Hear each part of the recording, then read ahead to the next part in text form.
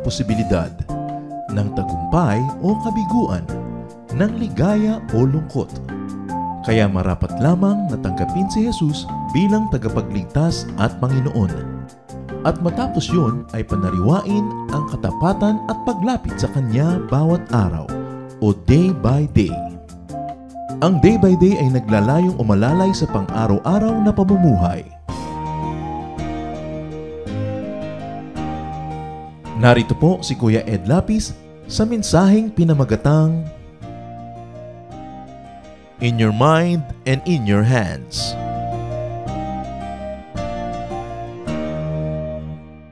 Better is one day in the presence of the Lord than 1,000 days elsewhere. At napakaraming pwedeng mangyari sa isang araw, sa isang oras, maging sa isang minuto ng pakikipagniig sa Panginoon. Ano nga ba ang ating participation sa pagbuo, sa pagbabalangkas ng ating buhay? Ang ating pag-aaral ngayon, pinamagatan natin, In Your Mind and in Your Hands. Patawarin niyo po kami, Panginoon, sa aming mga pagkukulang sa inyo. Palakasin niyo po kami, pagalingin sa mga karamdaman ng aming espiritu, ng aming emosyon, maging ng aming katawan. At ngayon, turuan niyo po kami na sa inyo pong mga salita kami matuto, makahanap ng mga huwaran sa buhay at makakita ng mga liwanag na maaaring gumabay sa amin sa araw-araw. Teach us, empower us, lead us. In the name of your Son, Jesus, we pray with thanksgiving. Amen. Ang mga kasaysayan po sa Biblia, kahit paulit-ulitin mo ng pag-aaral, hindi mauubusan ng pwedeng ituro. Hindi nagbabago ang salita ng Diyos, pero nagbabago ang ating pananaw, ang ating katalinuhan, ang ating maturity. Kaya merong pwedeng makita na maring ng mga una, pangalawang pagbabasa ay hindi natin napapansin. At yan ang dalangin natin ngayon sa Panginoon. Matuto pa tayo sa mga luma at paulit-ulit na mga kwento na hindi nauubusan ng gininto ang aral. Matthew 25:14-30. Jesus speaks here, the kingdom is also like what happened when a man went away and put his 3 servants in charge for all he owned.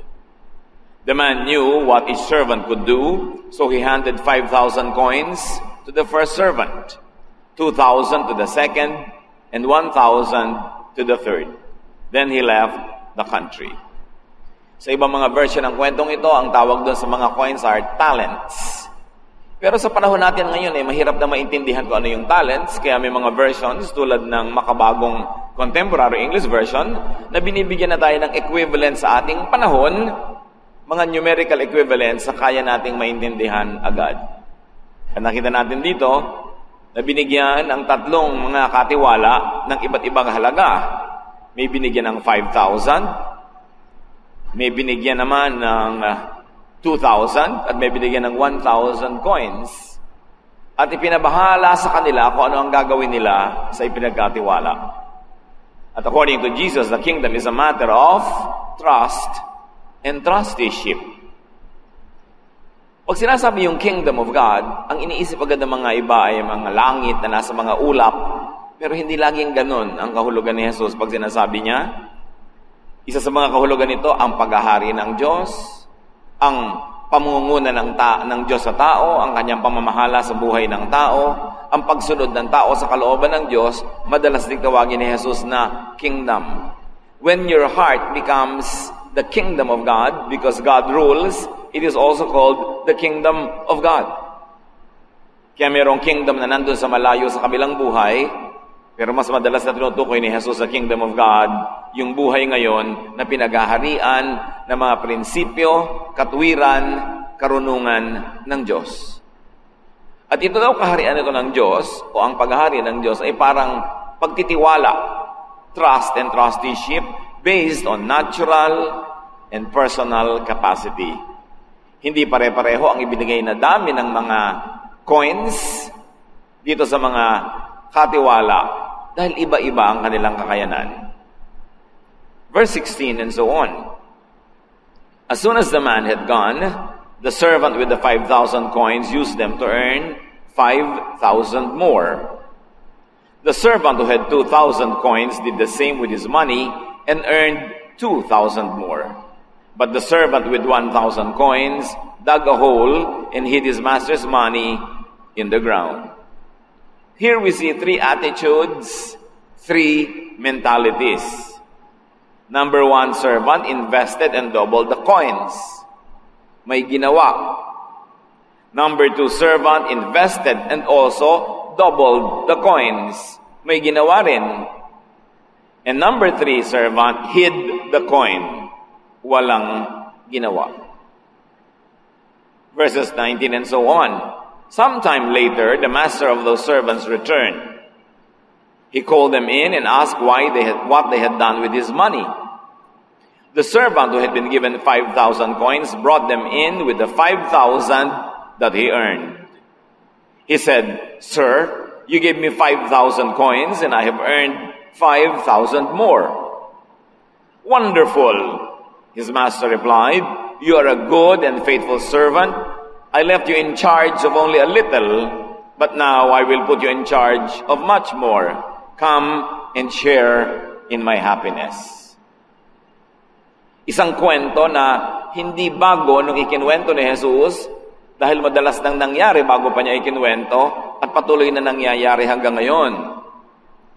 Meron kang pagtitiwalaan, maaring ng pera, in this case pera, na sagisag ng maraming pwedeng ipagkatiwala sa buhay. Ano ang ginawa ng pinagkatiwalaan? Yung unang binigyan ng 5,000 coins, hindi ko masabing barya kasi yung barya mukhang walang halaga sa ating wika. Yun lang ang pinakamalapit na equivalent. Pero hindi walang halaga yung mga coins noon kasi mga gold mga silver coins yan. So, 5,000 barya o coins ang ibinigay niya, ipinamuhunan ng pinagkatiwalaan na doble, naging 10,000 ang coins. Anong dumating ang nagtiwala, tuwang-tuwa itong pinagkatiwalaan dahil makakapag-report siya. At sa pagre-report niya na doble ko po ang ibinigay niyo sa akin, narito.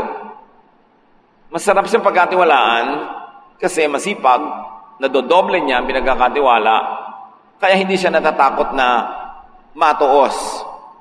Hindi siya takot sa tuusan or sa accounting kasi maganda ang kanyang performance.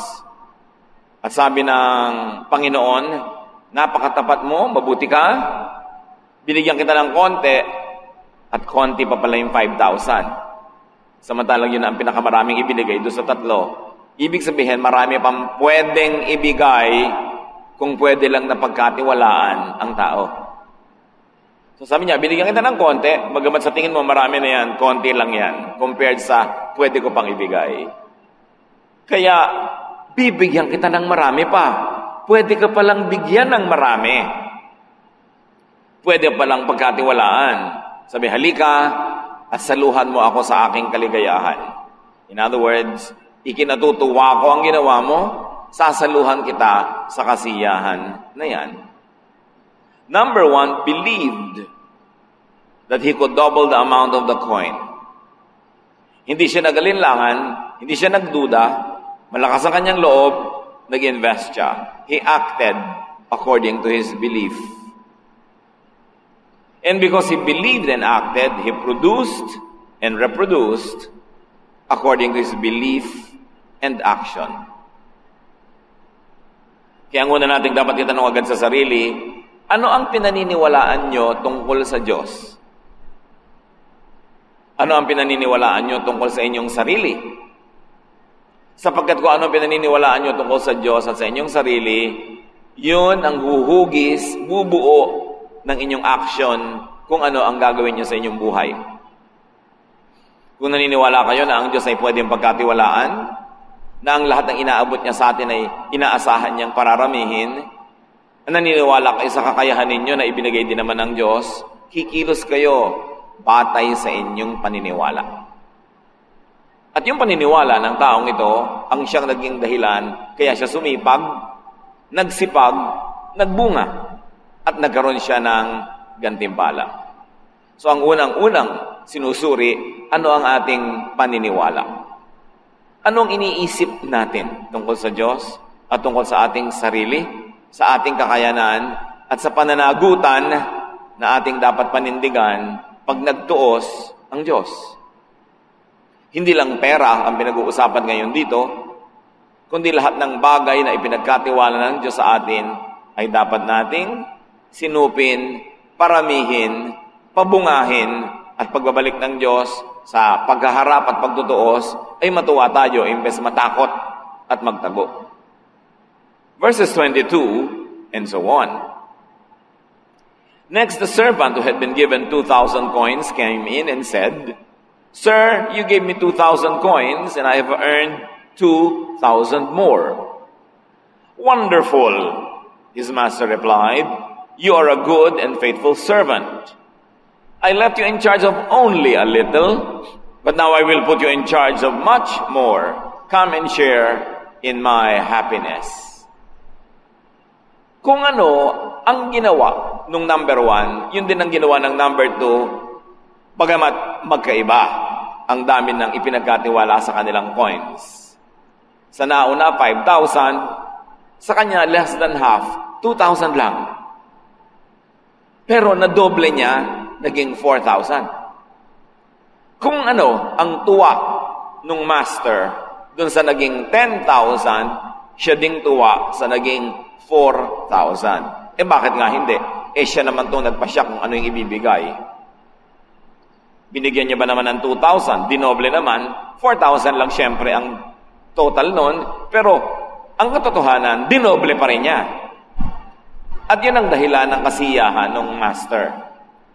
Hindi yung dami ng naging bunga, kundi yung dami ng effort ng tao na pabungahin yun, at yung proportion ng bunga sa binhi. Yung proportion ng tubo sa puhunan na doble din. Kaya yun din ang gantimpala sa kanya. Bibigyan pa kita ng marami, bagay pala sa iyo yan. At halika, kasama ka sa aking kasiyahan. Tulad din number 1, number 2 believed that he could double the amount of the coin. He acted on that belief. He produced and reproduced according to his belief and action. Ganyan din sa soul winning, mga kapatid. Naniniwala ka na binigyan ka ng Panginoon ng puhunan para mamunga, hindi lang ng pera, kundi ng kaluluwa. Naniniwala ka na mayroong oras at araw ng pagtutuos. So anong ginagawa mong kilos para yung ibinigay sa iyo ng Diyos, magka-doble-doble, at pagbalik niya, hindi lang ikaw ang ipepresent mo sa Panginoon, kundi marami pang ibang kaluluwa na nadala mo sa Kanya. Hindi lang coins ito.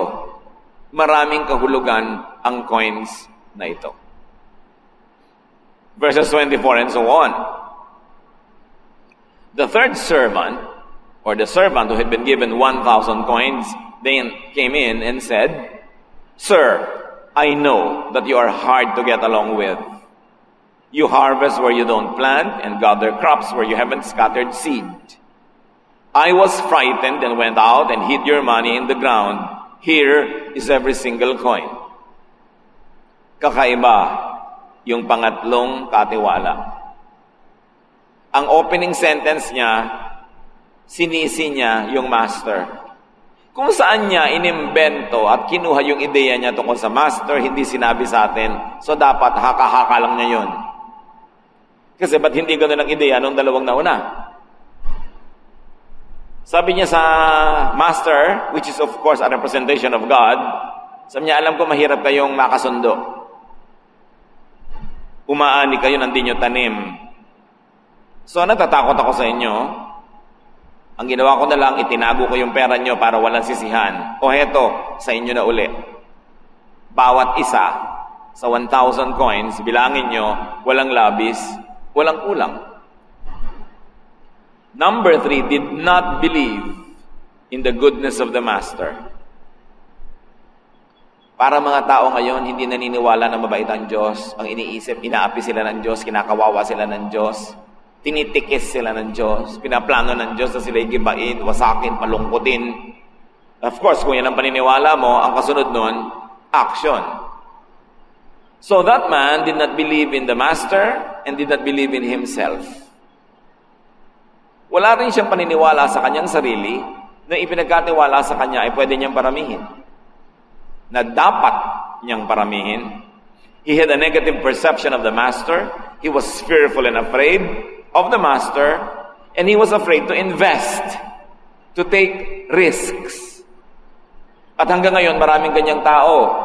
Mamumuhunan ka, sisirain ang loob mo. Magnenegosyo ka, tatakutin ka. Walang ibibigay sa inyo kundi listahan ng lahat ng nalugit na bigo. Pero wala kasi siyang alam na listahan ng mga kumita, yumaman, umunlad. Ang laman lang ng utak niya, matakot at manakot. At ganon ang kanyang ginawa sa kanyang buhay. He was fearful and afraid of punishment as well.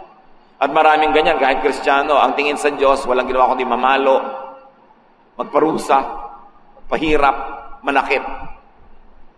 Ayaw tuloy gumawa ng kahit anong bagay sa takot na magkamali. He was fearful and afraid to produce and to reproduce. Parang marami rin ngayong mga mananampalataya. Minamasama ang negosyo, minamasama ang yumaman ka, minamasama ang maging mabunga. Akala niya virtue na maging maralita, na virtue at malaking katangian na walang gawin sa buhay, kundi mag-abang ng pagwawakas ng mundo. Natuwa ba sa kanya yung master? Verses 26 and so on. The master of the servant told him, "You are lazy and good for nothing. You know that I harvest what I don't plant and gather crops where I haven't scattered seed. You could have at least put my money in the bank so that I could have earned interest on it." So, ang galing-galing mo naman. Ang totoo, batugan ka, tamad ka, kaya hindi ka nagsikap. At alam mo pa na masama ako, umaani ako ng di ko tanim. Kung ganun palang pagkakakilala mo sa akin, ayaw mong mamuhunan, ayaw mong magkamali, dapat man lang inilagay mo sa bangko yung pera para pagbalik ko may interest kahit 1%.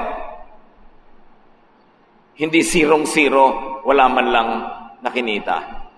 Smart ka pala. Di dapat, nagpaka-smart ka na nga, inilagay mo man lang sa bangko.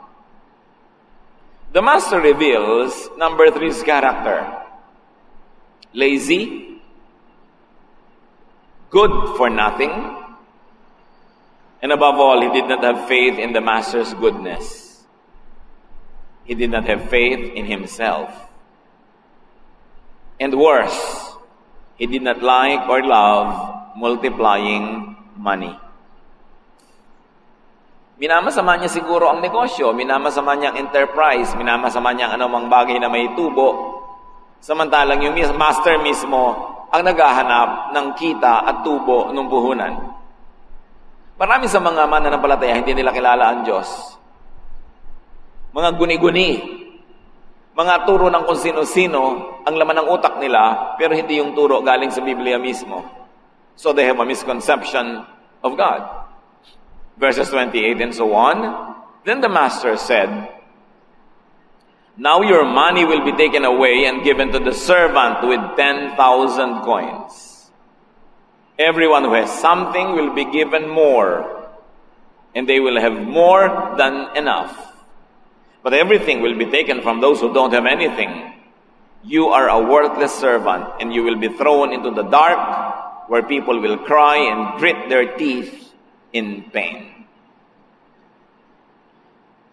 Hindi ito swak sa usual na impression ng mga tao tungkol sa Diyos na laging mahabagin sa mga maralita, na bine-baby-baby ang mga walang kapera-pera. Yung kasi ang kanilang ideya. Pero kitang-kita natin sa turo ni Jesus, baligtad. Dahil sabi noong master, ganun pala hindi mo pinakita ang pera ko ni interest. Masama pala ang tingin mo sa akin. Pues, yung kakonti-konting 1,000 coins na nasa iyo, babawiin sa iyo at ibibigay dun sa merong 10,000. Kaya ngayon, 11,000 na ang pera niya at ikaw 0. Dahil ang lahat-lahat ay babawiin sa sino mang walang-wala. Sabi, wala kang silbi. Itatapon ka sa dilim. Makakasama ka ng mga nagdurusa na nagngangalit ang mga ngipin sa hihirap na kanilang nararanasan. Kung hindi ito ang pagkakilala niyo sa Diyos, you better correct your impression because this is the God that Jesus presents. He does not reward laziness with free gifts and freebies and charities. Ang pinabibigyan lang niya ng charity ay ang sobrang tanda, sobrang bata, at sobrang may sakit. Kaya hindi nakakapaghanap buhay. At nilinaw yan ni Paul, anyone who does not work should not eat. Ano ang pagkakakilala natin sa ibig sabihin ng charity? I-baby mo lahat ang tamad. Suplayan mo ng pera ang lahat ng kamag-anak mong hindi nagtatrabaho, may bisyo pa. Konsintihin mo ang mga batugan. Pahirapan mo at sipsipin ang dugo ng mga masisipag na miyembro ng pamilya para pakainin yung mga batugan.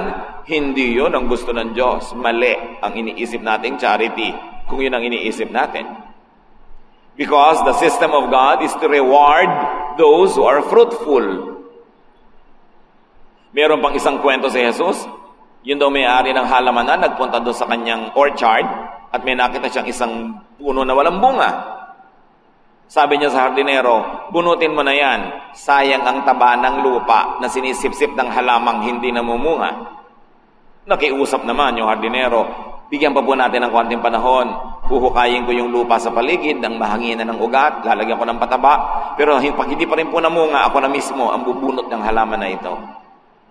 At si Jesus, nung naghahanap siya ng bunga sa fig tree at walang bunga, sabi niya, mabuti pa, huwag ka na lang mamunga uli kahit kailan. At kinabukasan, pagdaan nila, looy na yung puno.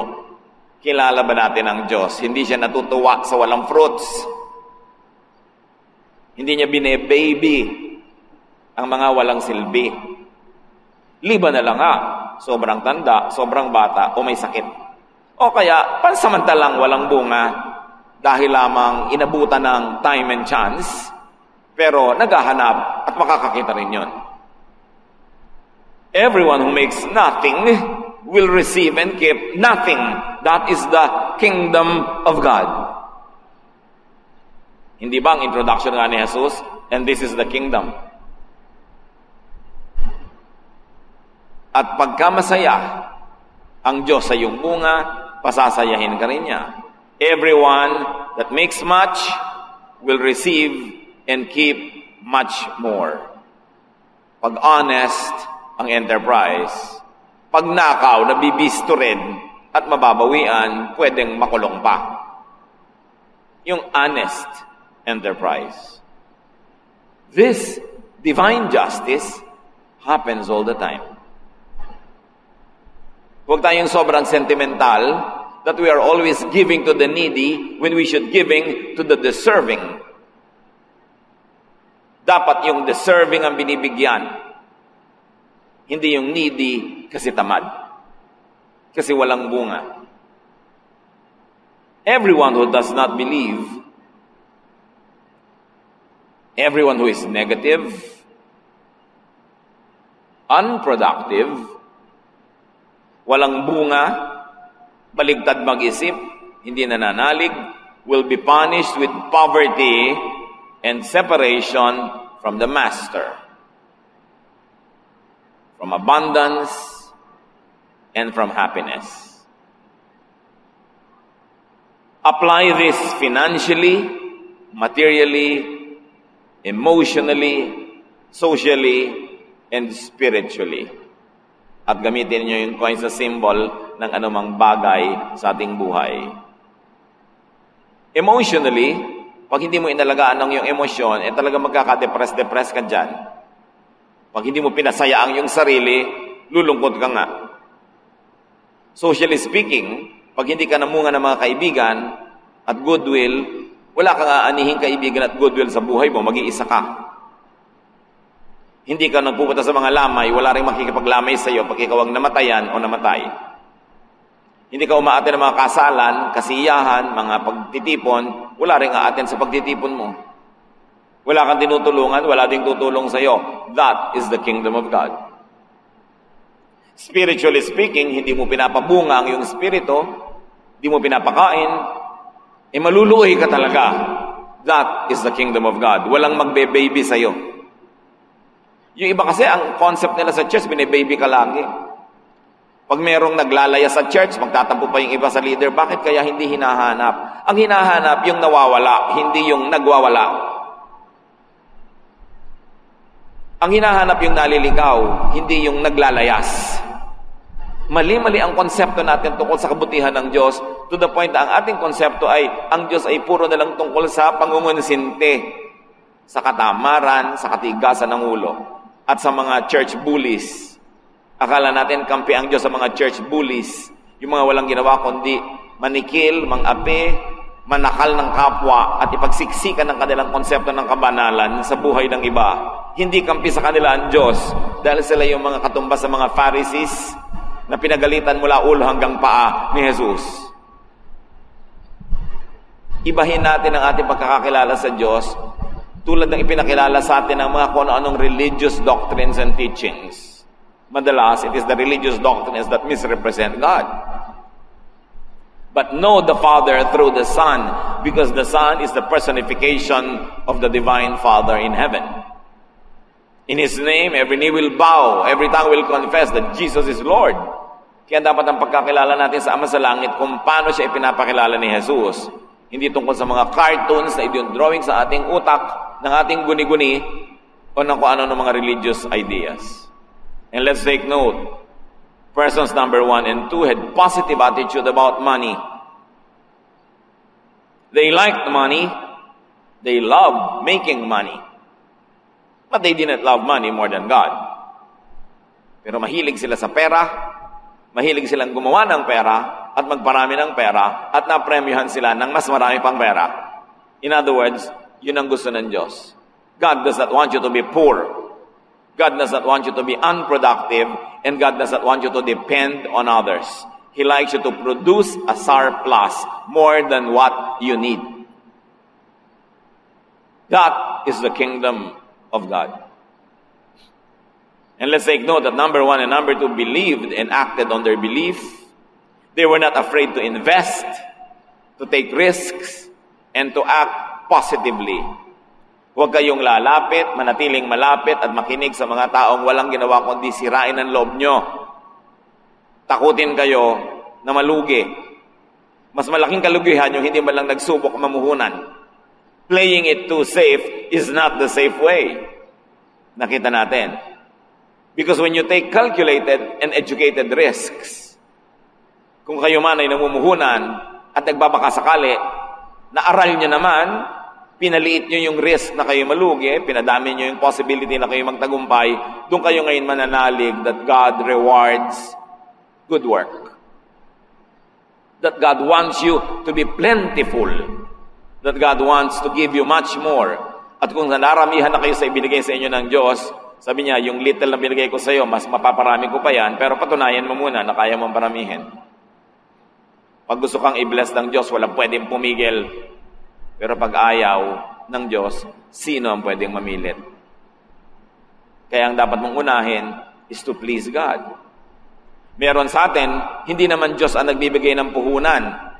Ang nagbibigay tatay, nanay, kuya, ate, kaibigan, kapatid, boyfriend, girlfriend, bangko. Pero anong ginagawa natin sa binibigay sa atin? Pag ba pinagkatiwalaan ka, nabigyan ng 20,000, biglang pag-chinyek ka, wala yung pera, nawawala. Sari-saring kasinungalingan ang iimbentuhin mo para hindi ka mabisto. Sa palagay mo, mabibigyan ka pa uli. Pwede siguro dahil nahahabag sa iyo, naaawa, bigyan ka ng chance, bibigyan ka uli. Uubusin mo na naman, itatapon mo na naman, pangatlo, pang-apat na beses, pagsasawaan ka na, huwag ka magtaka pag namatay kang namamalimos, pobre, wala nang nagtitiwala, kasi hindi ka naman pwedeng pagtiwalaan. May mga tao, pag nakahawak ng pera, itatakbo agad sa mga kabalbalan. Ipapamigay sa mga hindi dapat bigyan, gagastahin sa hindi dapat paggagastahan, pagkatapos, aasa at hihingi ulit doon sa nagbigay. Ba't di na lang kayo kumuha ng straw, tusukin nyo lalamunan niya, at sipsipin nyo ang kanyang dugo? Ganyan ang ginagawa ng maraming kamag-anak ka. Tiwala ka ng tiwala, bigay ka ng bigay, tapos lustay ng lustay, tapos hingi ng hingi. Kailan yun titigil? Hanggang mamatay yung hinihingan mo at maubusan na siya ng hininga? The kingdom of God does not reward those types of people. The kingdom of God is not a kingdom for parasites. Dapat tayo ay mabunga. So, those 1 and number 2 persons receive because they believe positively, and of course they realize their belief. Kung anong pinaniniwalaan mo tungkol sa buhay mo, yun ang magiging action mo, yun ang magiging buhay mo. Kaya ang una mong chine-check, ano ba ang paniniwala mo tungkol sa iyong sarili? At huwag kayong manghahas mag-isip na wala kayong pag-asa, hindi nyo kaya. Kasi kahit yung number 3 man dito, binigyan na ng kahit 1,000 man lang. Binigyan pa rin ng chance. Ibig sabihin, kung pinili niya na maging mahusay at mabuti, pwede niyang gawin. Kasi hindi naman mali yung Diyos na nagbibigay ng 1,000 eh. Hindi ka lang nga binigyan ng 10,000 dahil baka lumaki lang lalo ang damage sa gagawin mo sa buhay mo. Kaya kung 1,000 lang ng 1,000 ang natatanggap mo sa buhay, hindi 2, hindi 5, sino sisisihin mo? Ang Diyos? Ang mundo, ang planeta, ang mga Hapon, ang mga Kastila? Ikaw lang ang pwede mo sisihin, kapatid. Kung paano tayo tinatrato ng mundo, tinuruan natin ang mundong itrato tayo ng ganon. Kung di na tayo pinagtitiwalaan ngayon sa dami ng kadalaan ng mga nagtiwala, huwag kayo magtampo. You deserve it. So patunayan mo na pwede kang pagkatiwalaan ulit. Huwag ka na pagkatiwalaan ka uli ng 1 coin o 2 coins. Kasi kahit 1,000, hindi na maipagkatiwala dahil nadala na. Ibangon mo ang iyong puri. Ibangon mo ang iyong dangal para maniwala uli sa'yo unti-unti. At pag naipakita mo naman pwede kang pagkatiwalaan, God is a God of second, third, fourth, and infinite chances. It is important. At matuto tayo mga kapatid, huwag niyong ubusin ang inyong precious resources sa mga taong nagwawaldas lang ng resources niyo. Doon niyo ilagay sa deserving. Yun ang kingdom of God. At kung gusto nating maging mabunga, sabi sa Mark 9:23, everything is possible for one who believes. Pero kailangan maniwala ka muna. Pag di ka naniniwala, hindi yan magtatagumpay. Everything starts with your thought. Those number 1 and number 2 men, their actions were their prayers. Kaya dininig. And their prayers actually were their actions. Hindi pwede nagpe-pray ang bibig mo, tas ang katawan mo walang ginagawa. Ang prayer, action. Pag ipinagpe-pray mong pagtagumpayin ka ng Diyos, may gagawin ka para ka magtagumpay. Hindi ka naghihintay na magic. Ang prayer, may kakambal na action. Sabi sa Matthew 7:7, ask and it will be given you. Because asking is not only by words of your mouth or thoughts of your mind. Body language is the best prayer. Ang prayer mo sa Diyos, pagalingin ka, pero anong ginagawa ng katawan mo? Pinapagaling ba ng katawan mo yung sarili niya? Ang prayer mo sa Diyos, paunlarin ang iyong buhay, pero anong ginagawa ng katawan mo? Nagtatrabaho ba para umunlad? Ang prayer mo sa Diyos, ilayo ka sa tukso, pero nasan yung katawan mo? Papunta sa tukso, kinokontra yung prayer ng bibig mo. Pag nagkakakontra, double-minded, huwag umasa na pagpapalain ng Diyos. Remember that persons 1 and 2 achieved what they believed in. They were rewarded for their faith and action. While person number 3 had a negative attitude about money, about making money, and about God, even about himself. He did not believe and acted according to his unbelief. His negative attitude resulted in negative action, which resulted in negative fruit. Kaya it's in your hands. If it's in your mind, it's in your hands. Wala kang ibang pwedeng sisihin. Those that have negative thoughts and attitude cannot have positive lives. Ulitin nyo nga. Those that have negative thoughts and attitude cannot have positive lives. Pag negative ka mag-isip tungkol sa sarili mo, tungkol sa kapwa mo, huwag kang mag-expect ng positive life. Wala kang ginawa kundi pagdudahan ng iyong partner sa buhay, huwag kang mag-expect na tahimik ang buhay nyo. Wala kang ginawa kundi isipin na magkakasakit ka nga. Lalong-lalo na taningan ka ni taning, 3 linggo ka na lang mabubuhay. Iisipin mo talaga yon. Kaya pagka mga ika-4 na linggo na, magpapakamatay ka na dahil tinanggap mo na 3 linggo ka na lang mabubuhay. Pinaniwalaan mo na kasi. Kaya dapat ang paniwalaan mo yung positive. Because everything is possible for those who believe. Na pwede mong gawin, pwede ka magtagumpay, pwede ka magbago, pwedeng magbago ang asawa mo, pwedeng mabago ang iyong buhay. Those that think negatively should not expect a positive life. Because your thoughts are your prayers, and God hears prayers. Ask, and it will be given you. So watch your thoughts. Kahit walang kakambal yan sa dulo na, this I ask in Jesus' name, prayer ang thoughts.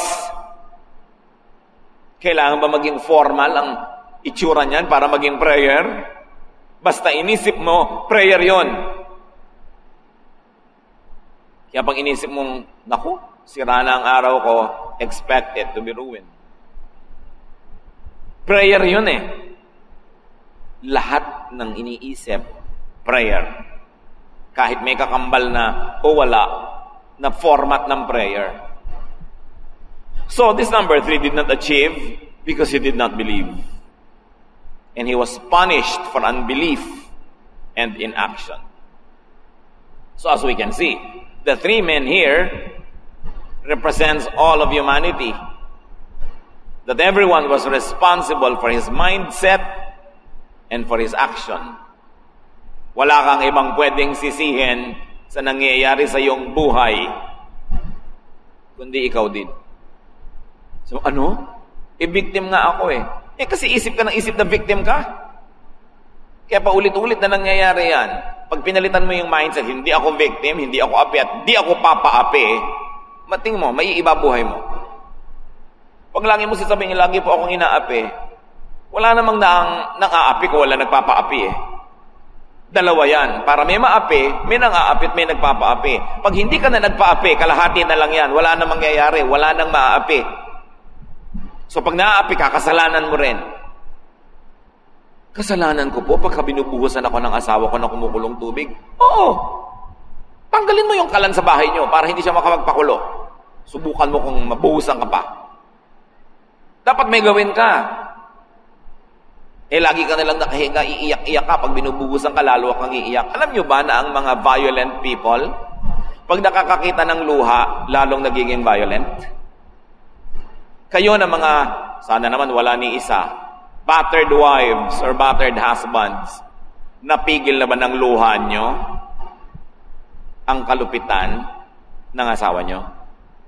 Obserbahan nyo, mas umiiyak kayo, mas lumalakas ang loob niya manakit. That is the animalistic instinct. That when your prey is already helpless, all the more that you play with it. Nakakita na ba kayo ng pusa na pinaglalaroan yung dagang sugatan at pilay-pilay na? Hindi naman kinakain agad, tinitiklot-siklot, tinatakot-takot, pinapatakbo ng konti, hahabulin. That is the animalistic instinct to take advantage of the weak because the strong enjoys and relishes the strength. So in front of a strong person who is trying to scare you as if he was a lion, pag naging para kang kiming-kiming tupa, lalo kang aapihin. Pero pagka kayo inaapi, tapos biglaan yung binunutan ng barel, tingnan nyo ko dito makbo, pero laruan lang dapat yung bubunutin yung barel dahil baka makalabit nyo yung gatilyo, makulong pa kayo. Huwag kayong paapi. Ayaw ng Diyos na maapi kayo. Sa palagay nyo, natutuwa ang Diyos na inaapi ka? No. You were created by God to be dignified and to be free. So kaya ka lang naapi, nagpapaapi ka. Tanda mo yon. May kasalanan ka dyan pagka naapi ka. Huwag mo sisihin ng Diyos, huwag mo sisihin yung nangaapi sa'yo. You attract it. We are responsible. It's in our hands. Ganon din naman sa ating finances.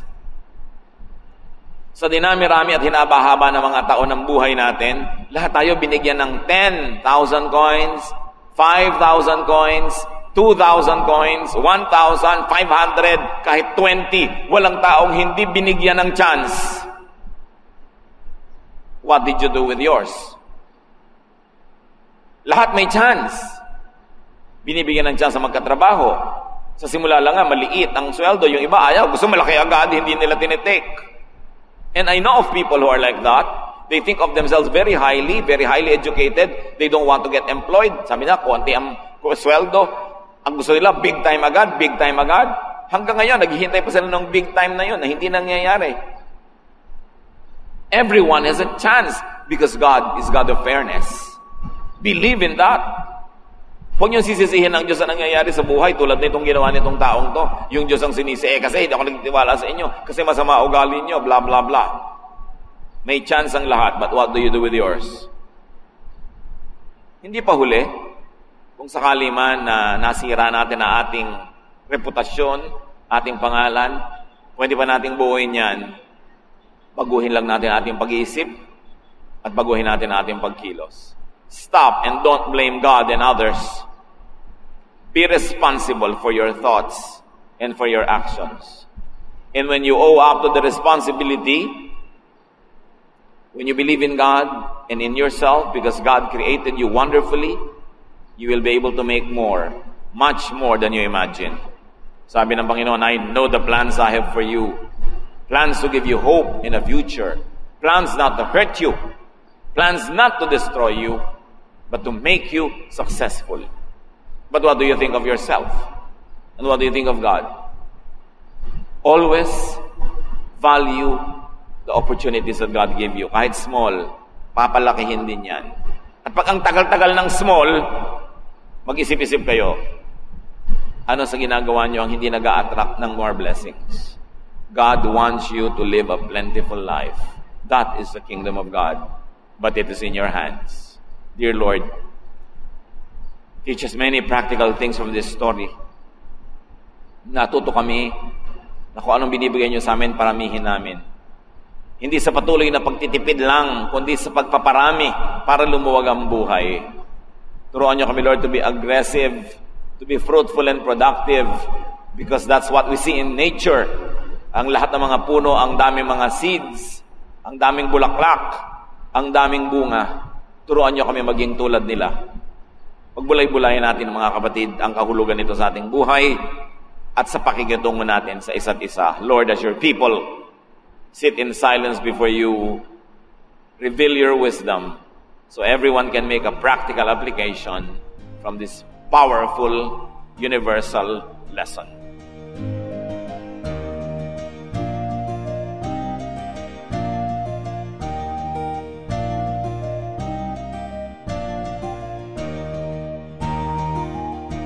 Ang katatapos pong mensahe ni Kuya Ed Lapiz ay pinamagatang In Your Mind and In Your Hands.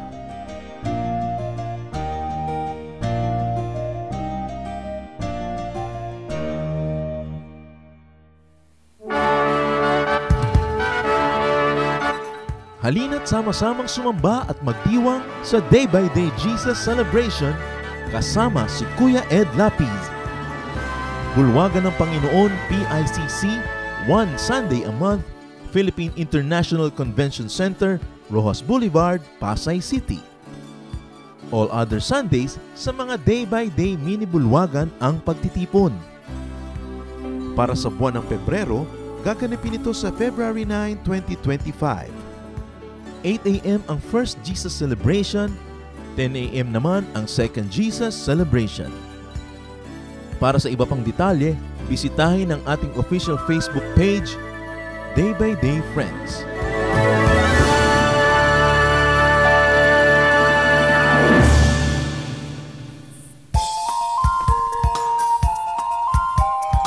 Ito po si John Arrieta at inaanyayahan po namin kayo na dumalo, makisaya at makipahinga sa ating Jesus Celebration sa Day by Day South Central. Tuwing linggo, alas 10 ng umaga sa 5th floor, Finma Plaza, Plaza Drive, Rockwell Center, Makati. And once a month, kita-kita tayo sa PICC. Para sa iba pang detalye, tayo po ay nasa Facebook at YouTube. Hanapin lang ang Day by Day South Central. Halinang ipagdiwang ang Panginoong Jesus.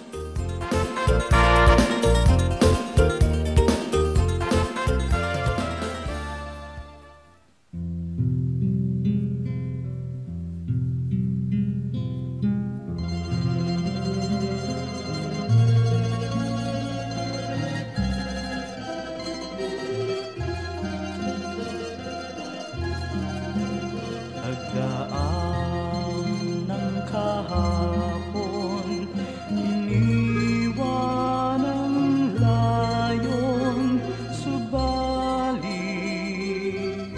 kayo'y nanatili. Ako'y piring man sa bukas, tadhana'y lumipas, panatag sa inyong kanlili. O Jesus, sa ulayaw, hatid sa kibuhay, agapay sa paglalakbay, kaibigan kang tunay, dagli ang karamay, kailan may di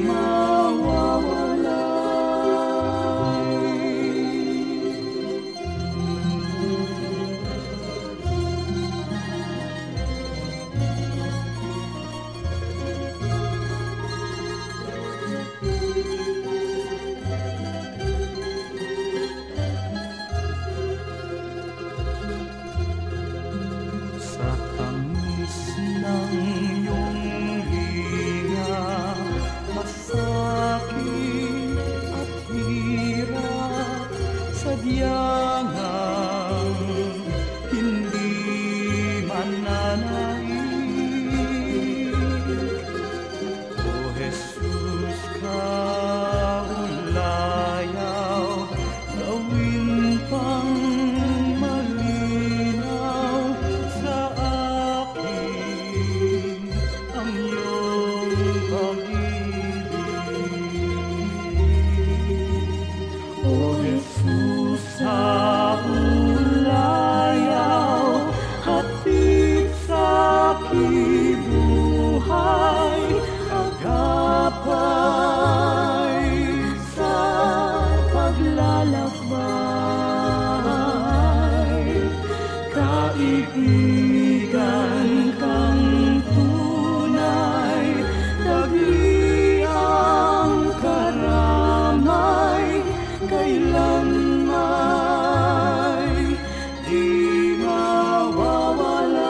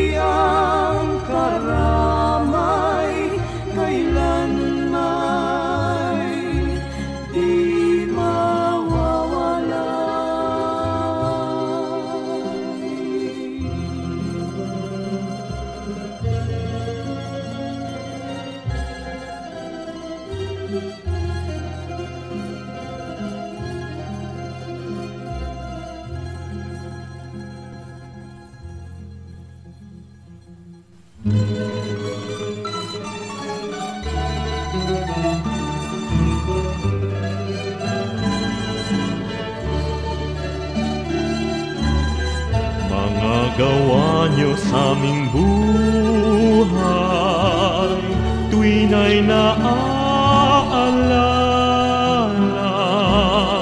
kayo'y laging tapat na tunay, puno ng pagpapala. Salamat sala'y pinatawad, nilinis niyo, Diyos. Pakinggan niyo't aming ilalahad, awit sa inyo, Jesus. O kay sarap mabuhay sa piling niyo, Jesus. Bawat landas may kulay, kasiyahay lubos, ang tanging ninanais ay magpuri sa inyo, lalo lang tumatamis sa piling niyo, Jesus.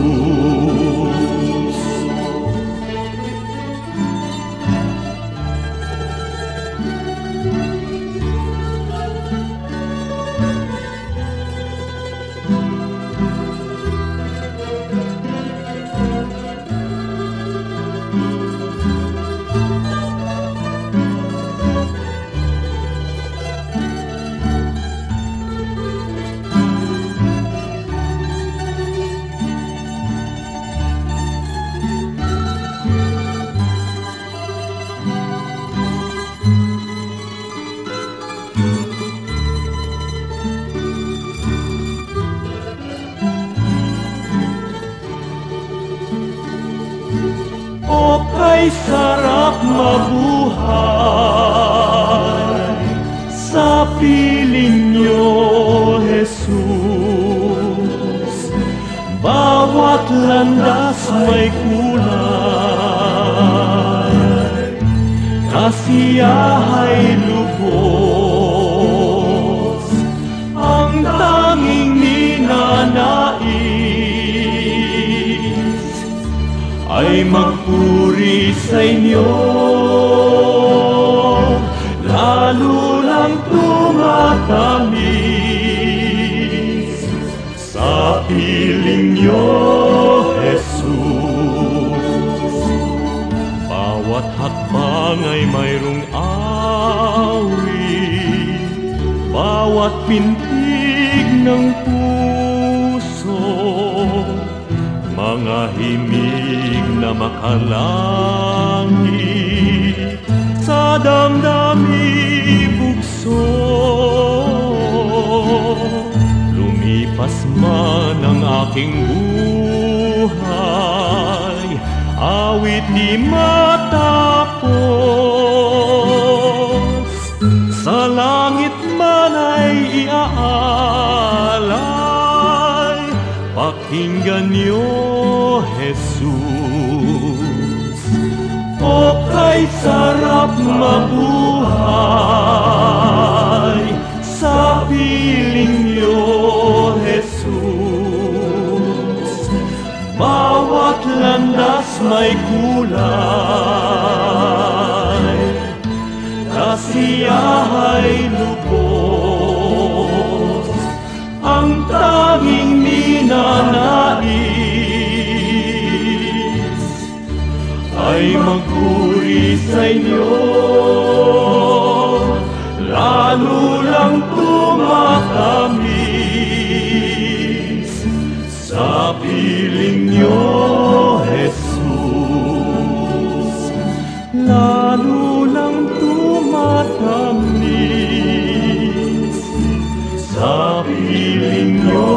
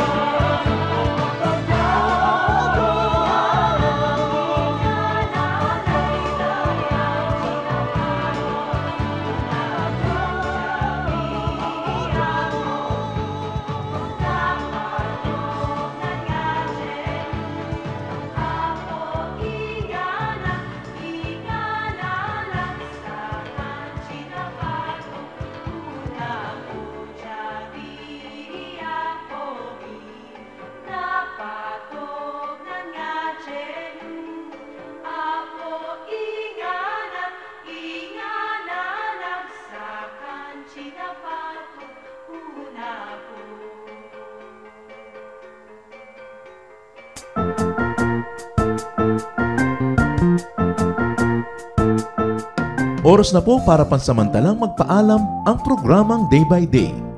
Tayo po'y magsama-sama tuwing ika-6 hanggang ika-7 ng umaga, araw-araw. Magandang umaga po at mabuhay ang Panginoong Hesus!